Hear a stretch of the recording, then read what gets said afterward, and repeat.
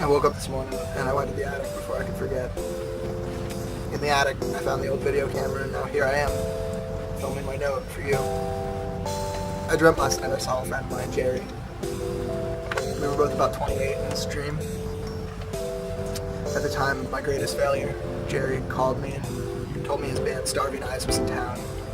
It'd be cool if I could come out. Told him to fuck himself, and I hung up. I don't think we've spoken since then. At 28, when that really happened, it was a blinding light to tell me that it was time to abandon my dreams and focus on realities. I had to take care of you after all. Now, 12 years later, as I relive it and think about where Jerry is now, I see it more as an escape plan. I know what I'll soon be doing this week. I know that I'm a weak person. I'm not doing this for attention. I'm not doing this for sympathy. And no, this is not a cry for help. This voice is the sound of a man who's lost everything. I hope you'll understand. I hope you'll accept. I hope you'll move on. I was never there for you anyway, so is this really a change? I'm sorry I always let you down, but I want you to understand where I'm coming from, why I'm doing what I'm doing. So I'll tell you the story you've always asked me. I'll tell you the story of my life. Has anyone ever asked you where you'll be in 10 years? I've always hated that question. There are two types of people who answer it. First, there's group A being for asshole. They see themselves as the future doctors and lawyers and perfect citizens who make our society function. Well, perfectly. Reflections on mirrors and words from their fathers tell them they will be. So why not? Then there's the rest of the world. They work, they learn, they exist, and that's all I can say for them. And all they can say for themselves is, I don't know. I guess I'll be surviving. 10 years of an optimistic thought to kill something with. But me, I was in a third group. Group X, the unmentionables. You see, when I was in high school, a teacher had me do a report on where I would see myself in 10 years. The whole class had the assignment, and I really took it seriously. So for a few days, I got to listen to the monotonous drabble of teenagers looking towards the future. College and success, marriage, white picket fence, 2 kids and a dog, probably name it Fido. They look ahead and never questioning anything, and after each speech I got to listen to the teacher say, and I'm sure you'll get whatever you work for. Then the class would applaud. And then they learn the hard way that the dreams are something you just have to let go of.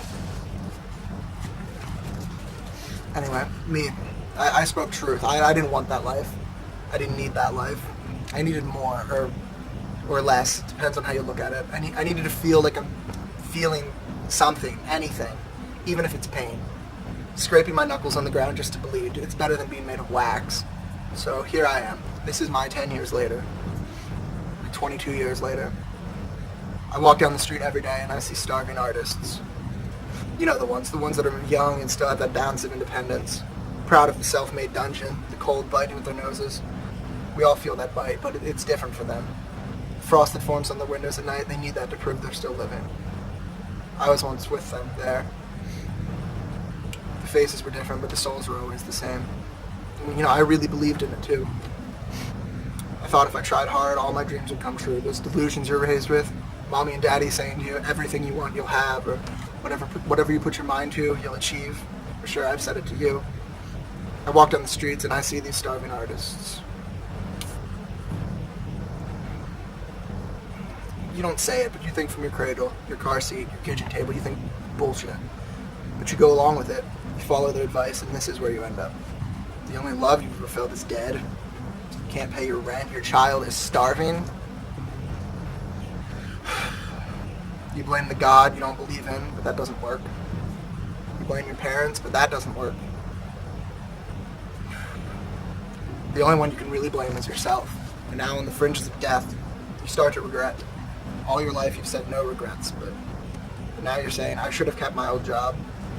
could have gone up the ranks. I could have been the boss. I could have had a $45,000 a year salary.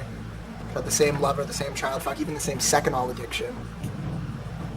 My lover could have been my wife. She could have been alive. My child could have food in his stomach, a brain in his head.